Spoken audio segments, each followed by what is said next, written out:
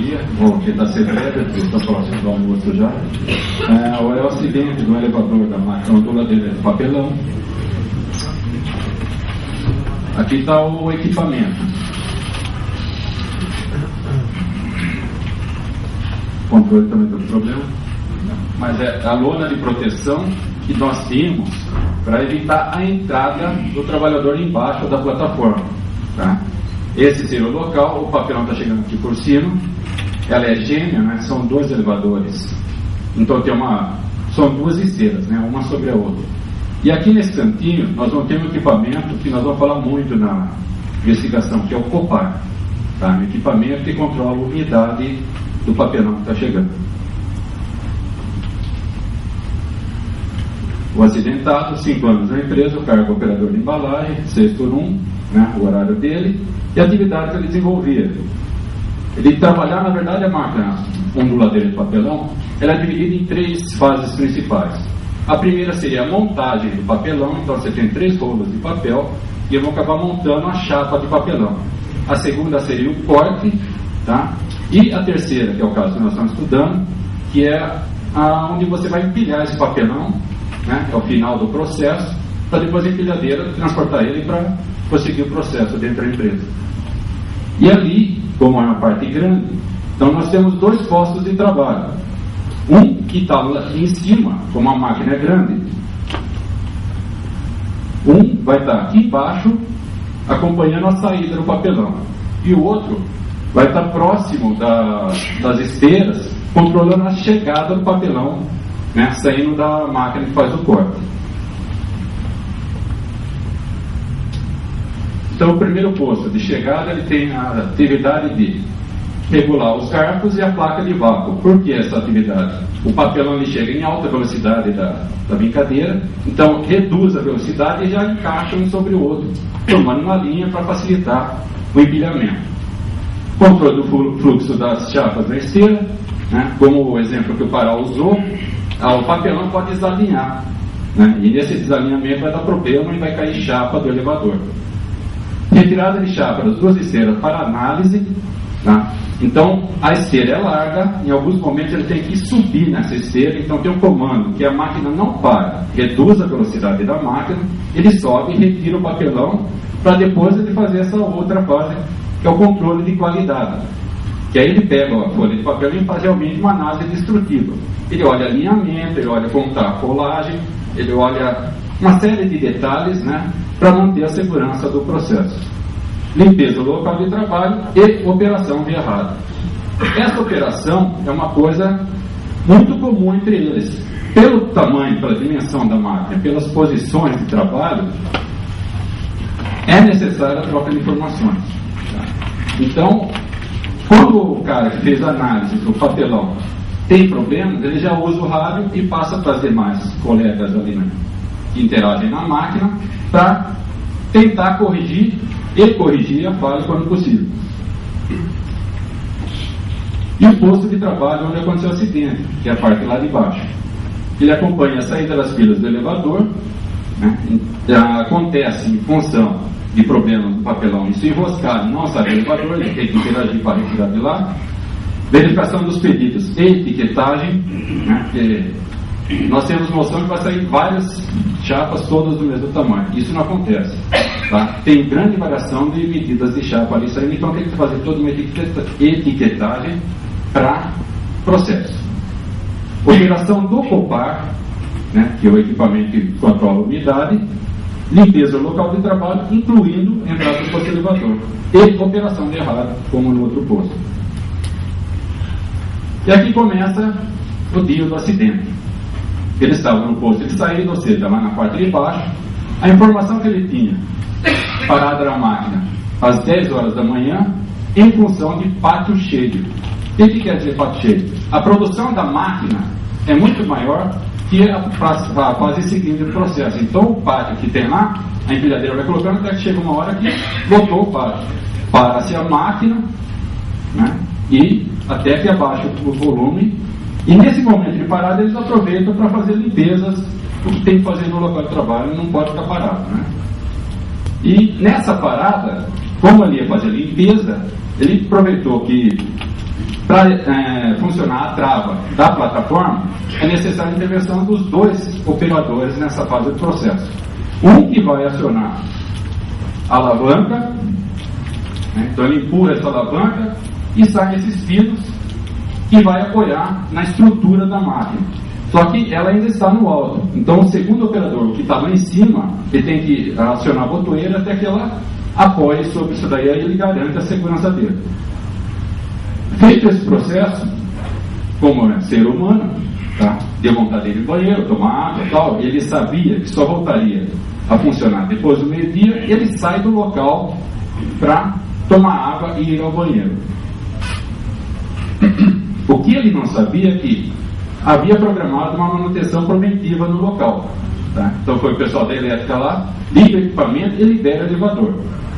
É procedimento checar o funcionamento de vários itens, dentre eles o sistema hidráulico que movimenta a plataforma do elevador, ou seja, que ia ser movimentado o elevador. Os comandos são feitos do painel que fica junto às esteiras na parte de cima do elevador. Então, quem está fazendo a checagem, ele está numa posição que não vai ver o elevador. Eu pus a foto aqui, essa aqui seria a parte de baixo, como eu falei, são gêmeos, né? São as duas esteiras, né? Parte inferior e superior, que leva para cada um dos elevadores, e o controle vai estar lá na parte de trás, do lado oposto onde o trabalhador entra. E a vítima retorna ao trabalho e entra no posto de elevador, passando pela lona, ele puxa a lona para entrar, desce um degrau que é o dobro desse daqui, ou seja, ele tem que prestar atenção quando ele põe o pé para dentro, senão ele vai cair, né? E começa a juntar as chapas caídas no chão para retirar. Não repara que a trava foi liberada. Aí vem a pergunta, mas a máquina não estava desligada? O local é ruidoso. Então ele acaba não percebendo se estava ligada ou não. Aqui está o ponto de entrada, tem até a sinalização, proibida a entrada, tá? Mas não tem outra opção de entrada. Ou ele entra por aí, ou ele entra por aí. Tá? Então ele puxa a lona, entra e a trava fica escondida nesse lugar aqui. Tá? Como é um local de difícil entrada, ele vai ficar olhando para a trava, ele vai entrar. Por isso, um dos motivos que leva a crer que ele não viu que está destravado é esse. Né? A dificuldade de visualização e a dificuldade de entrada. Tudo somou para ele não reparar. E o local do acidente. Tá? Ele está lá dentro, ela é toda fechada por grade e só tem aquela lona frontal. Né?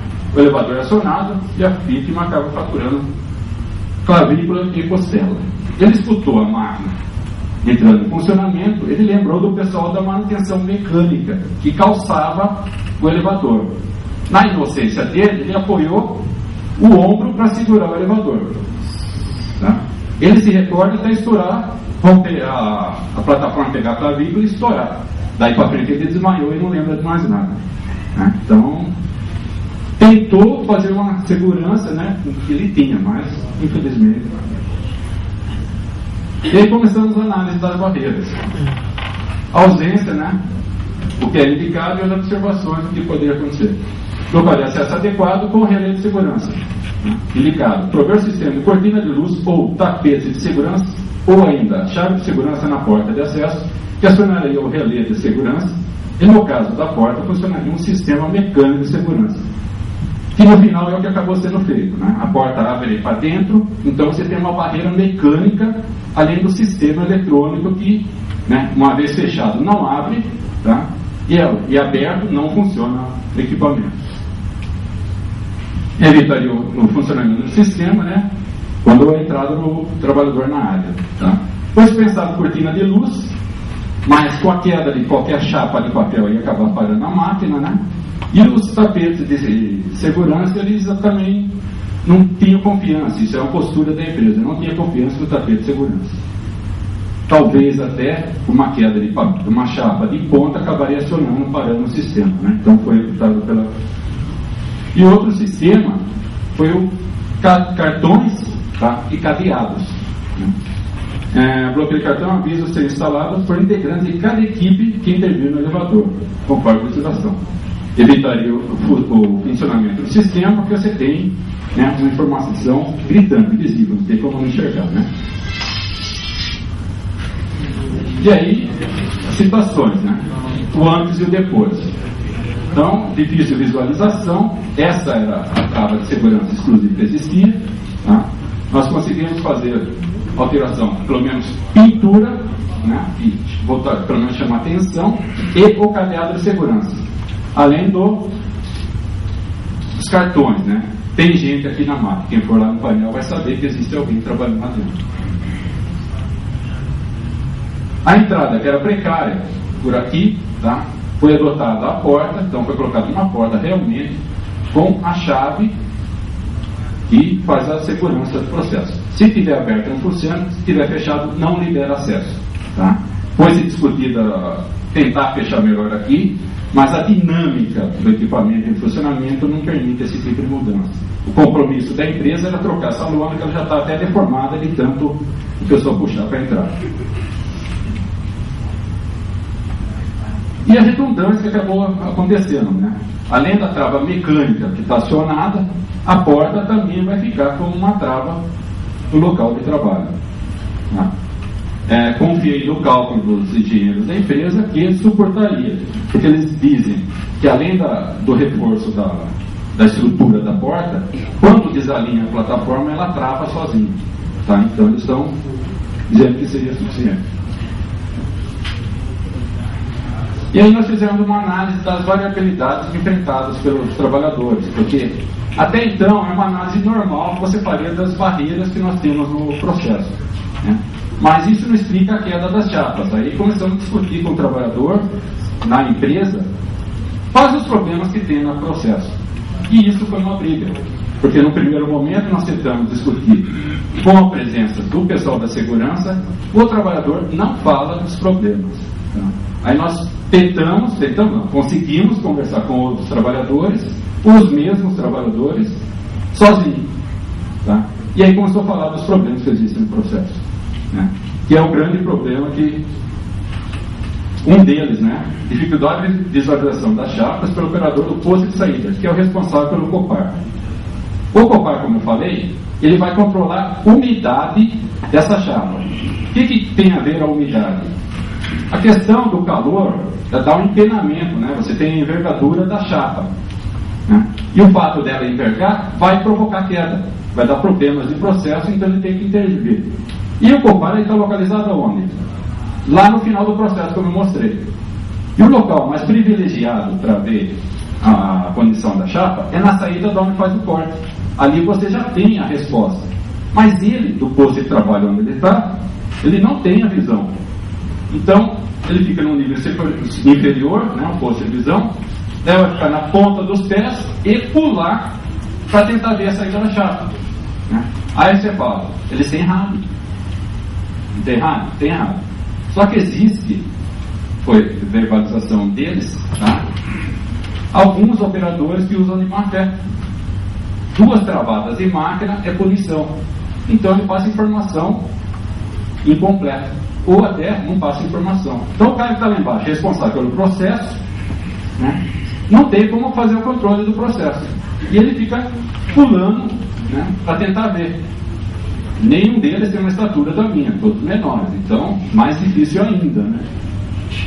Então, uma das sugestões nossa, põe uma câmera lá na saída e um visor para ele. Não quer mudar o processo, não dá para mexer?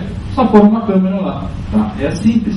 Né? Como o Alessandro falou, isso vai reverter em produção, não é só segurança.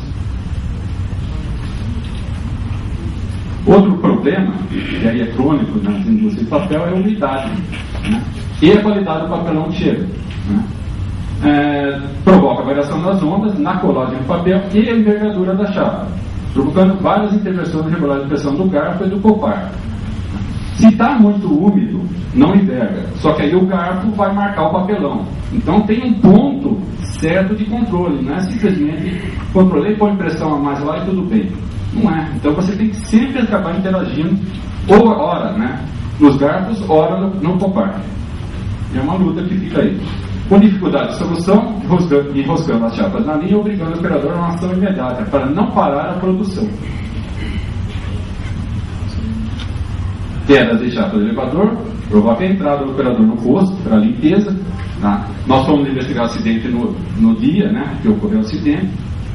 fizeram a limpeza, no dia seguinte nós voltamos para continuar a análise do acidente, já tinha chapa caída lá dentro de novo. Então é uma constante essa história de entrar lá para tirar papelão. Então tem que realmente dar uma atenção para isso daí. E o enrosco na saída do elevador, que obriga o operador a parar o elevador. Isso tem uma botoeira lá embaixo, né? Ele aciona a botoeira, o elevador fica parado no nível do piso, aí ele entra e puxa para fora esse papelão.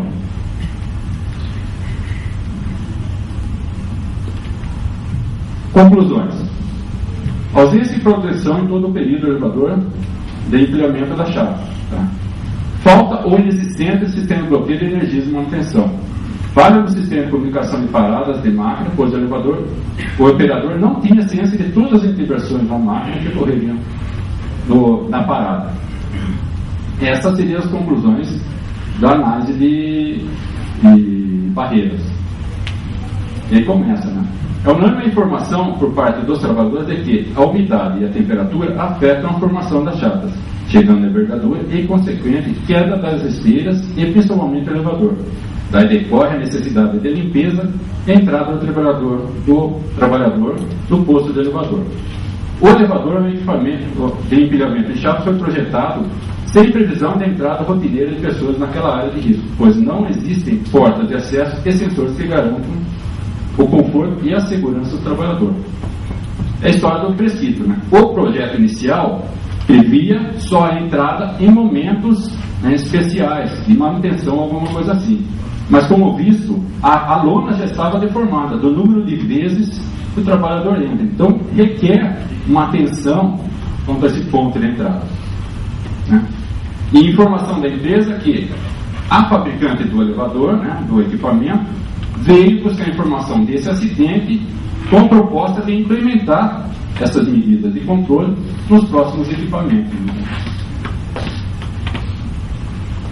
Cabe ressaltar que o operador do COFAR apresentou sua dificuldade no controle da envergadura das chapas, por dificuldade de visualização na saída da brincadeira, que é onde faz o corte, que facilitaria muito o seu processo, o sucesso no controle. É a história que eu falei. Se vou, como exemplo, colocar uma câmera lá com visor para ele, ajudaria e muito. E do ponto de vista formal, a segurança na atividade realizada na hora do acidente dependia exclusivamente do comportamento da vítima. Ou seja, ele tinha que chegar. Primeiro, a informação era, ele teria que ter limpado para depois ir ao banheiro. Não tem lógica, né? E outra, ele teria que, na hora que ele chegou, olhar se estava travado ou não o equipamento. É o que o Pará comentou há pouco tempo, né? Depende da vítima, né? Ele deveria verificar as travas de segurança e estavam acionadas no momento do seu retorno. E tipo de medida é descrito com prevenção ativa, uma vez que só funciona se o empregado adere à prática recomendada nos treinamentos oferecidos. E foi rápido, né?